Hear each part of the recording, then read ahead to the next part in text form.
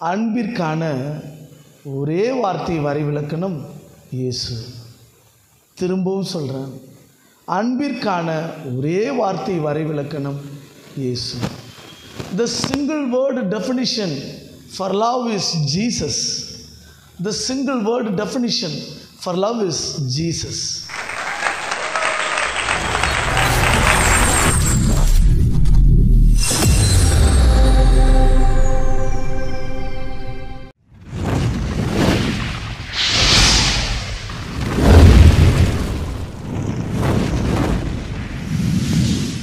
அருமையான தேவ ஊழியர்களே, தேவ ஜனங்களே, இயேசு கிறிஸ்துவின் நாமத்தில் உங்கள் அனைவருக்கும் வாழ்த்துக்கள்.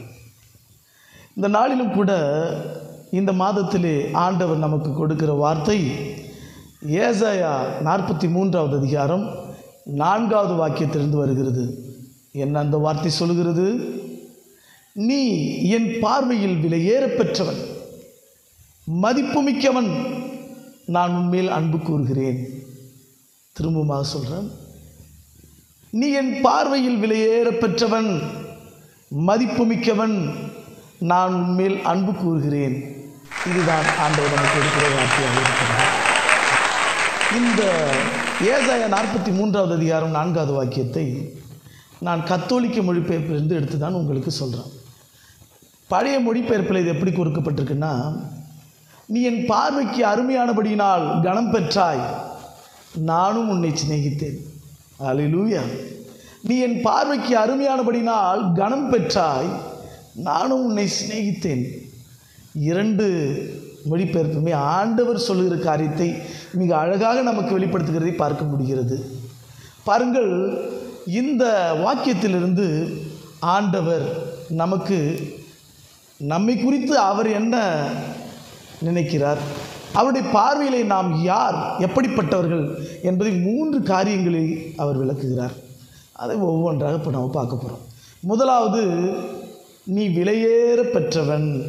அல்லேலூயா. வசனம் முதல்வர் என்ன சொல், நீ என் பார்வையில் விலையேற பெற்றவன் என்று அந்த வார்த்தை சொல்லுகிறதை நாம் பார்க்க முடிகிறது. பாருங்க, அவருடைய பார்வையில் இந்த உலக மக்கள் விலையேற பெற்றவர்களாய் இருப்பதால் தான் உலகத்தில் இருக்கிற ஒவ்வொரு மனுஷனுக்கும் ஒவ்வொரு மனுஷிக்கும் பல்வேறு விதங்களிலே அவர் நற்செய்தியை அறிவித்துக் கொண்டிருக்கிறார். அவர் நற்செய்தி யார்? தேவன் உனக்காக என்ன செய்தார், திரும்பவும் என்ன செய்ய போகிறார், எப்பொழுது வரப்போகிறார், எல்லாவற்றையும் அவர் அறிவித்துக் கொண்டிருக்கிறார். விசேஷித்தவர்களாய் இருப்பதால் தான், நீங்கள் விசேஷித்தவர்களாய், நீங்கள் அவருடைய பார்வைக்கு அருமையாக இருக்கிறபடினால்தான் என் மூலமாக இன்றைக்கு கர்த்தர் உங்களோடு பேசிக் கொண்டிருக்கிறார். நீங்கள் கர்த்தருடைய பார்வையில் விலையேற பெற்றவர்களாய் இருப்பதால் தான் இந்த காணொளியை பார்த்து கொண்டிருக்கிறீர்கள், இந்த செய்தியை கேட்டுக்கொண்டிருக்கிறீர்கள்.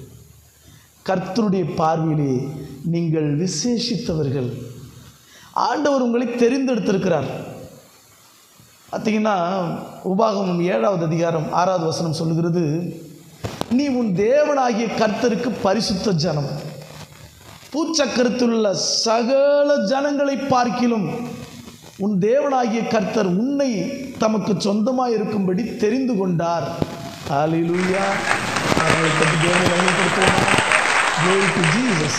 என்ன சொல்லுகிறது அந்த வார்த்தை? நீ உன் தேவனாகிய கர்த்தருக்கு பரிசுத்த ஜனம், பூச்சக்கரத்தில் உள்ள சகல ஜனங்களை பார்க்கிலும் உன் தேவனாகிய கர்த்தர் உன்னை தமக்கு சொந்தமாயிருக்கும்படி தெரிந்து கொண்டார். பாருங்க, இந்த வார்த்தையானது நேரடியாக இஸ்ரவேல் ஜனங்களுக்கு சொல்லப்பட்ட வார்த்தை, அந்த காலத்தில் சொல்லப்பட்ட வார்த்தை. அது இன்றைக்கு அவரை விசுவாசிக்கிற எல்லோருக்கும் சொந்தமாகிறது. 1 பேதுரு 2வது அதிகாரம் 9வது வசனத்தை வாசி பாருங்களேன். 1 பேதுரு 2வது அதிகாரம் 9வது வாக்கியம் என்ன சொல்கிறது? நீங்களோ உங்களை அந்தகாரத்தினின்று ஆச்சரியமான ஒளிக்கு வரவழைத்தவருடைய புண்ணியங்களை அறிவிக்கும்படிக்கு தெரிந்து கொள்ளப்பட்ட சந்ததியாயும், ராஜரீகமான ஆசாரிய கூட்டமாயும், பரிசுத்த ஜாதியாயும், அவருக்கு சொந்த ஜனமாயும் இருக்கிறீர்கள். கரங்களை தட்டி அவரை மகிமைப்படுத்துங்கள். Glory to Jesus. Hallelujah. நீங்களோ உங்களை அந்தகாரத்தினின்று ஆச்சரியமான ஒளிக்கு அழைத்தவருடைய வரவழைத்தவருடைய புண்ணியங்களை அறிவிக்கும்படிக்கு தெரிந்து கொள்ளப்பட்ட சந்ததியாயும் ராஜரீகமான ஆசாரிய கூட்டமாயும் பரிசுத்த ஜாதியாயும் அவருக்கு சொந்தமான ஜனமாயும் இருக்கிறீர்கள் என்று சொல்லி அந்த வார்த்தை மிக தெளிவாக சொல்லுகிறதை நாம் பார்க்க முடிகிறது. ஆண்டவருடைய பார்வையிலே நீங்கள் விலையேற பெற்றவர்கள், ஆண்டவருடைய பார்வையிலே நீங்கள் விசேஷித்தவர்கள். இந்த உலகத்தில் இருக்கிறவன் நினைக்கலாம், அவன் வீணாக போனவன் நினைக்கலாம், அவன் வேஸ்ட்டுன்னு நினைக்கலாம், எவன் என்ன சொன்னாலும் பரவாயில்ல, அதை பற்றி கவலையே இல்லை. ஆண்டவருடைய பார்வையில் நீ விலையேற பெற்றவன், ஆண்டவருடைய பார்வையில் நீ விலையேற பெற்றவள்.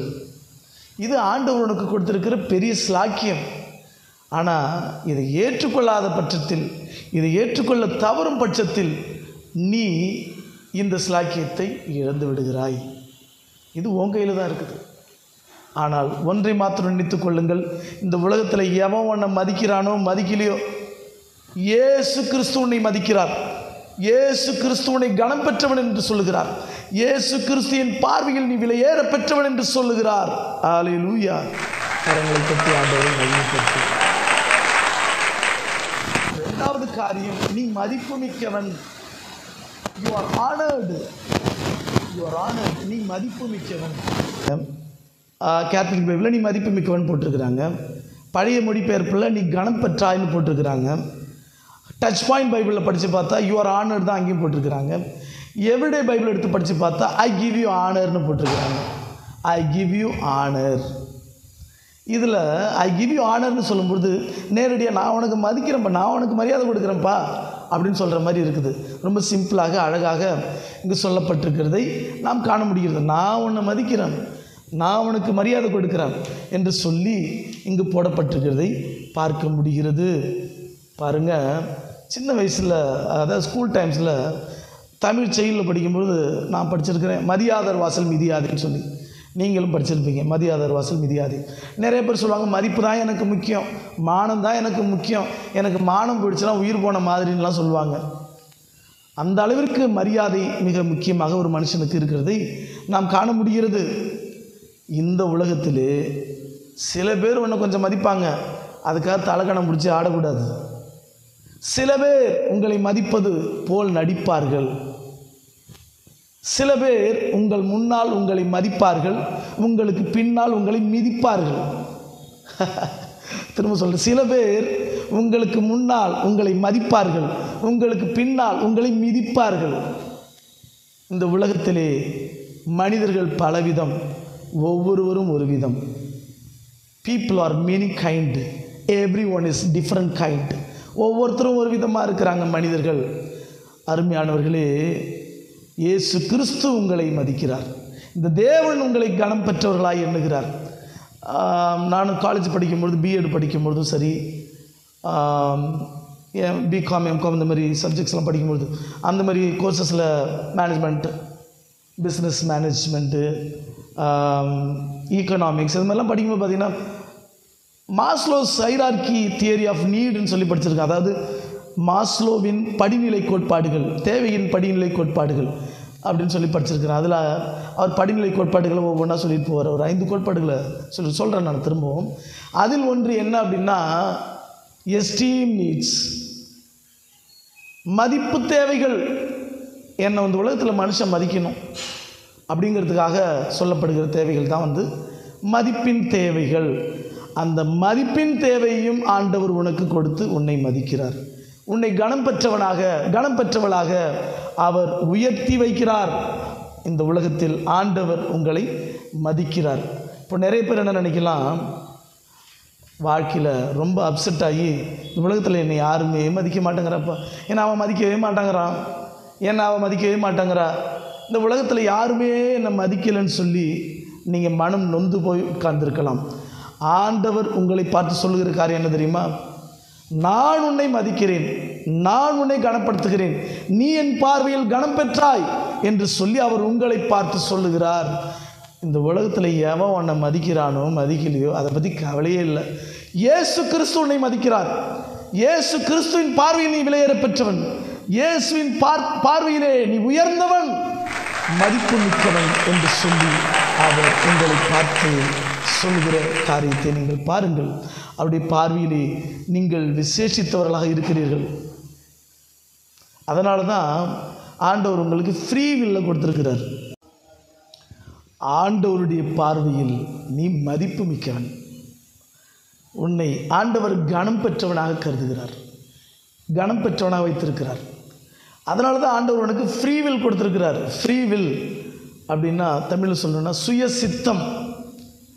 சுயசித்தம், இந்த காரியத்தை செய்யலாமா வேண்டாமா என்பதையெல்லாம் முடிவெடுப்பது உன்னுடைய கருத்தில் கொடுத்து விட்டார்.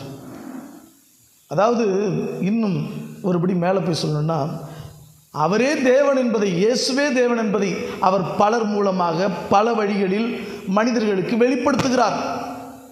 ஆனால் அதை ஏற்றுக்கொள்வதையும் ஏற்றுக்கொள்ளாததையும் மனிதன் கையிலேயே கொடுத்து விட்டார். இன்னொரு விஷயம், எவைகளெல்லாம் பாவம், எவைகளெல்லாம் பாவம் இல்லை, எவைகளை செய்யலாம், எவைகளை செய்யக்கூடாது, எல்லாவற்றையும் அவர் வெளிப்படுத்தி இருக்கிறார். ஆனால் எவைகளை செய்யலாம், எவைகளை செய்யக்கூடாது என்பதை மனிதனுடைய கருத்தில் கொடுத்து விட்டார். சுய சித்தத்தை கொடுத்திருக்கிறார். அந்த அளவிற்கு அவர் மனிதனை மதிப்பு மிக்கவனாக கருதுகிறார். அந்த அளவிற்கு மனிதனை மதிப்பு மிக்கவனாக கருதுகிறார். விலையேற பெற்றவர்களாக கருதுகிறார், மதிப்பு மிக்கவனாக கருதுகிறார். பாருங்கள், அவர் யாரையும் கட்டுப்படுத்துவது இல்லை. தேவன் யாரையும் கட்டுப்படுத்துவது இல்லை. நீ விட்டு கொடுத்தால் அவர் கட்டுப்படுத்துவார், நீ விட்டு கொடுக்காவிட்டால் அவர் விட்டு விடுவார். அவ்வளோதான். திரும்ப சொல்கிறேன், நீ விட்டு கொடுத்தா அவர் கட்டுப்பண்ணி நல்ல வழியில் நடத்துவார். விட்டு கொடுத்தால் அவர் உங்களை கட்டுப்படுத்தி நடத்துவார் சரியான பாதையில். விட்டு கொடுக்கலாம், விட்டுடுவார், போயிடு, அவ்வளோதான். ஜட்ஜ்மெண்ட் டேன்னு ஒன்று இருக்குது. இப்போ அவர் கிருபை இரக்கமுள்ளவராக இருக்கிறார். ஜட்ஜ்மெண்ட் டேயில் அவர் கிருபை இரக்கத்தையும் காண்பிக்க முடியாது. ஜட்ஜ்மெண்ட் அப்படின்னு சொல்லும்போது அவர் அன்றைக்கு நீதி உள்ள நியாயாதிபதியாக செயல்பட்டாக வேண்டும். அன்றைக்கு பாவம் செய்தவன் நரகத்தில் தள்ளப்படுவான் என்பதுதான் வேதாகம் சொல்லுகிற உண்மையாக இருக்கிறது. இந்த உலகத்தில் நீ ரொம்ப நல்லவனாக வாழ்ந்திருக்கலாம், ரொம்ப வல்லவனாக வாழ்ந்திருக்கலாம், ரொம்ப கௌரவமாக வாழ்ந்திருக்கலாம். நீ எப்படிப்பட்டவனாக இருந்தாலும் சரி, நீ பாவியாகத்தான் பிறக்கிறாய். உன் பாவதற்கான விமோசனம் இயேசு கிறிஸ்து. அவர்தான் பாவ நிவர்த்தி பலியானார். அவரை ஏற்றுக்கொண்டு அவருடைய இரத்தத்தினால் உன் பாவம் கழுவப்பட்டால்தான் நீ பாவம் மன்னிக்கப்பட்டவனாக அவரோடு கூட சேர முடியும். இதுதான் எல்லோரும் அறிந்து உண்மையாக இருக்கிறது. அருமையானவர்களே, ஒரு காரியத்தை நான் உங்களுக்கு சொல்கிறேன். People will not be in hell because God did not want them, but because they did not want God. People will not be in hell because God did not want them, but because they did not want God. Tamil சொல்கிறேன், மக்கள் நரகத்திற்கு செல்வது தேவன் அவர்களை நிராகரிப்பதினால் அல்ல, மக்கள் தேவனை நிராகரிப்பதினால். திரும்பவும் சொல்கிறேன், மக்கள் நரகத்திற்கு செல்வது தேவன் அவர்களை நிராகரிப்பதினால் அல்ல, மாறாக மக்கள் தேவனை நிராகரிப்பதினால். அல்லேலூயா. அருமையானவர்களே, இந்த தேவனுடைய பார்வையில், இயேசுவுடைய பார்வையில் நீ மதிப்பு மிக்கவன். You are honoured. நீ மதிப்பு மிக்கவன். இந்த உலகத்தில் எவன் உன்னை மதிக்கிறானோ மதிக்கலையோ, இயேசு உன்னை மதிக்கிறார். இந்த உலகத்தில் இருக்கிற யாரை காட்டிலும் உன்னை அதிகமாய் கனப்படுத்துகிறவர், அதிகமாய் உனக்கு மரியாதை கொடுக்கிறவர் இயேசு கிறிஸ்து. ஐ கிவ் யூ ஆனர் என்று சொல்லி இங்கு போடப்பட்டிருக்கிறது. நீ மதிப்பு மிக்கவன். இதுதான் ஆண்டவர் இந்த வாக்கியத்தின் மூலமாக நமக்கு கொடுக்கிற இரண்டாவது காரியமாக இருக்கிறது. ஏறப்பெற்றவன், ஏறப்பெற்றவன். இரண்டாவதாக அவர் சொன்ன காரியம், நீ மதிப்பு மிக்கவன், மதிப்பு மிக்கவன். மூன்றாவதாக, நான் உன்மேல் அன்பு கூறுகிறேன், நான் உன்மேல் அன்பு கூறுகிறேன். ஆங்கிலத்தில் போட்டிருக்கிறேன், you are precious to me, you are honoured and I love you, and I love you. நான் உன்னை நேசிக்கிறேன், நீ என் பார்வைக்கு அருமையானபடியினால் கணம் பெற்றாய், நானும் உன்னை சிநேகித்தேன். Jesus loves you. உங்கள் பக்கத்தில் இருக்கவங்க பார்த்து சொல்லுங்களேன், இயேசு உன்னை நேசிக்கிறார். சொல்லுங்கள், இயேசு உன்னை நேசிக்கிறார். Jesus loves you. இந்த உலகத்தில் எவன் உன்னை நேசிக்கிறானோ நேசிக்கலையோ, இந்த உலகத்தில் எவன் உன்னை நேசிக்கிறாளோ நேசிக்கலையோ, அதெல்லாம் ஒரு பிரச்சனையே இல்லை. இயேசு உன்னை நேசிக்கிறார். ஆமென். ஹல்லேலூயா. Whether the people of the world loves you or not, Jesus loves you. இயேசு உன்னை நேசிக்கிறார். ரொம்ப ரொம்ப முக்கியமான காரியமாக இருக்கிறது. இயேசு உன்னை நேசிக்கிறார். இந்த உலகத்திலே இயேசு உன்னை நேசிப்பது போல எவனும் உன்னை நேசிட முடியாது. இந்த உலகத்திலே இயேசு உன்னை நேசிப்பது போல எவனும் உன்னை நேசித்து விட முடியாது. இந்த உலகத்தில் இயேசு உன்னை நேசிப்பது போல் யாரும் உன்னை நேசித்து விட முடியாது. அவருடைய அன்பு உனக்காக உயிரையே கொடுத்த அன்பு, உனக்காக உயிரே கொடுத்த அன்பு. ரோமர் 5:8 நாம் வாசிக்கிறோம், நாம் பாவிகளாய் இருக்கையிலே இயேசு நமக்காக மரித்ததினாலே நம்மேல் வைத்த அன்பு இன்னதென்று விளங்க பண்ணினார். While we were still sinners, Christ died for us. God demonstrated His own love in this. While we were still sinners, Christ died for us. Hallelujah. நம் பாவிகளாய் இருக்கையிலேயே கிறிஸ்து இயேசு நமக்காய் மரித்ததினாலே நம்மேல் வைத்த அன்பு இன்னதென்று விளங்க பண்ணினார். செஞ்சு காமிச்சிட்டார். அன்புனா என்னன்னு செஞ்சு காமிச்சிட்டார். ஹல்லேலூயா. இயேசு ஜீவனையே தந்தார். That is what love. அதான் அன்பு. உயிரையே கொடுத்தார். 1 யோவான் 2:2 பார்க்கிறோம், நம்முடைய பாவங்களை நிவர்த்தி செய்கிற கிருபாதார பலி அவரே. நம்முடைய பாவங்களை மாத்திரமல்ல, சர்வலோகத்தின் பாவங்களையும் நிவர்த்தி செய்கிற கிருபாதார பலி அவரே. ஹல்லேலூயா. மிக தெளிவாக போட்டிருக்கிறத பார்க்கிறோம். நம்முடைய பாவங்களை நிவர்த்தி செய்கிற கிருபாதார பலி அவரே. நம்முடைய பாவங்களை மாத்திரமல்ல, சர்வலோகத்தின் பாவங்களையும் நிவர்த்தி செய்கிற கிருபாதார பலி அவரே. Jesus died for us, for the whole world. உலக மக்கள் எல்லாருக்காகவும் அவர் மரித்தார். ஒரு இனத்திற்காக அல்ல, ஒரு மதத்திற்காக அல்ல, ஒரு ஜாதிக்காக அல்ல, எல்லா ஜனங்களுக்காகவும் அவர் ஜீவனை தந்தார். இயேசு ஜீவனையே தந்த அன்பு கொண்டார். Love, love, love. That is what love. அதுதான் அன்பு. அதுதான் அன்பு. இந்த உலகத்தில் இயேசு உன்னை நேசிப்பது போல யாரும் உன்னை நேசித்து விட முடியாது. யாரும் உன்னை நேசித்து விட முடியாது. ஏற்கனவே நான் சொல்லியிருக்கிறேன், the single word definition for love is Jesus. The single word definition for love is Jesus.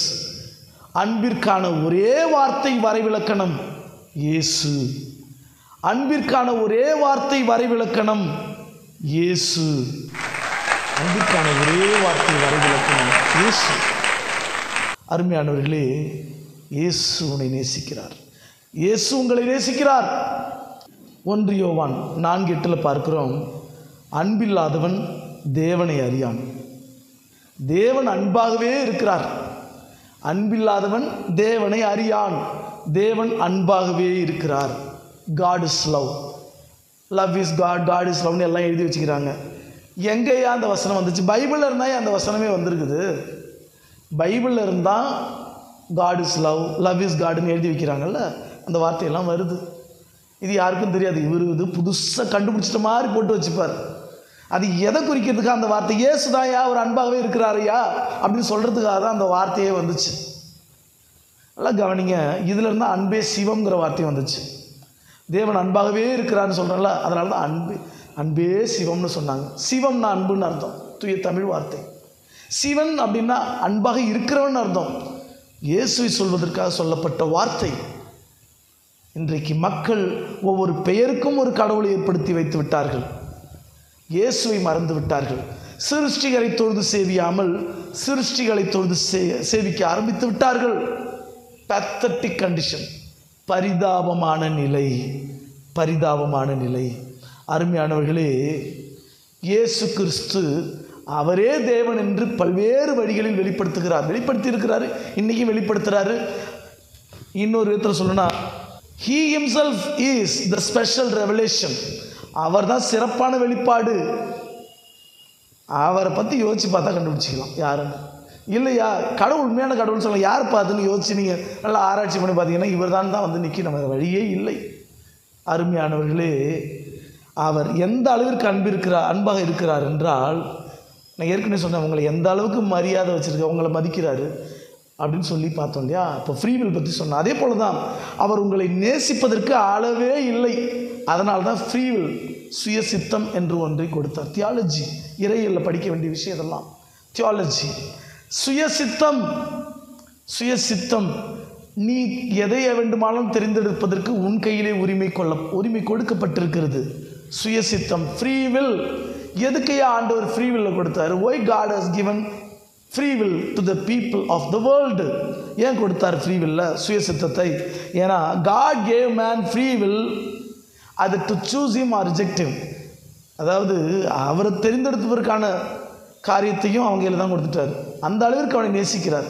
நீ என்ன தான் நேசிக்கணும், நான் சொல்கிறதான் கேட்கணும்னு ஒருத்தனை கட்டி போட்டு அடிச்சுக்கிட்டு இருந்தால் அதுக்கு வேறு அன்பு கிடையாது. நீ என்ன தான் நேசிக்கணும், நீ வேறு எங்கேயும் போகக்கூடாது, இங்கே தான் இருக்கணும். என்ன தான் நேசிக்கணும், கட்டி போட்டு அடின்னு அடி, இதுவா லவ்? இல்லை. ஃப்ரீடம். நானே கடவுள், நானே இறைவன், நானே ரட்சகர், என்னை தவிர வேறு ரட்சகர் இல்லை. தேவன் நான் தான், வேறு ரட்சகரே இல்லை. அவர் சொல்கிறார். பல விதங்களில் வெளிப்படுத்துகிறார், பலர் மூலமாக வெளிப்படுத்துகிறார். சில பேர் ஏனோ தான் கேட்குறாங்க, சில பேருக்கு கேட்க கூட விருப்பம் இல்லை. அப்புறம் எப்படி விட்டுடுவார்? அவ்வளோதான். பாருங்கள், கர்த்தர் தன்னை தெரிவு செய்யும் வாய்ப்பையும் மனிதனுக்கு தந்தார். அதுதான் அவரது அளவற்ற அன்பு, முதிர்ச்சி. கர்த்தர் தன்னை தெரிவு செய்யும் உரிமையையும் மனிதனுக்கு கொடுத்து விட்டார். அதுதான் அவரது அளவற்ற அன்பின் முதிர்ச்சி. அருமையானவர்களே, அந்த சுய சித்தத்தை பயன்படுத்தி இவரே என்னை படைத்தவர், இவர்தான் எனக்காக உயிரை கொடுத்தவர், என் பாவத்தின் தண்டனை ஏற்றுக்கொண்டவர், பாவத்திற்கு விமோசனம் அவரே, அவரை ஏற்றுக்கொண்டால் தான் எனக்கு சொர்க்கம், மறுவாழ்வு, நித்திய ஜீவன், நீடு வாழ்வு என்பதை புரிந்து கொண்டு நீங்கள் வந்தீர்கள் என்றால் அவர் உங்களை ஆசீர்வதிப்பார்.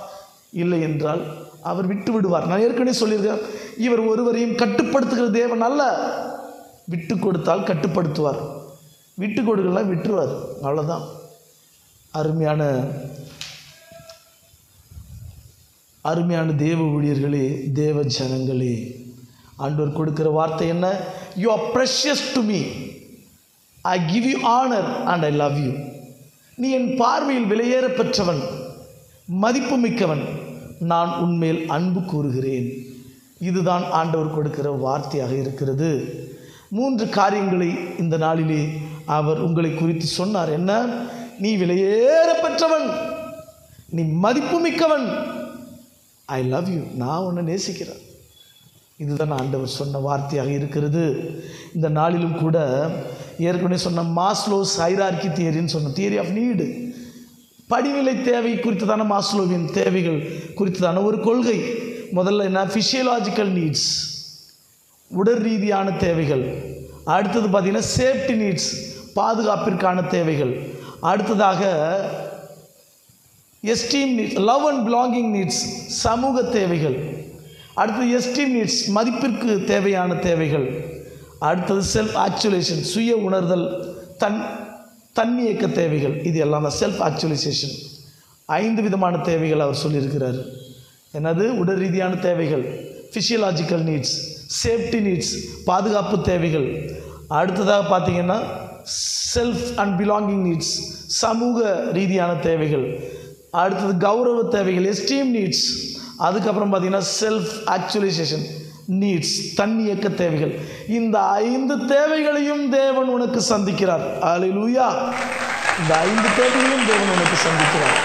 He needs all your physiological needs, safety needs, esteem needs, love and belonging needs and self actualization needs.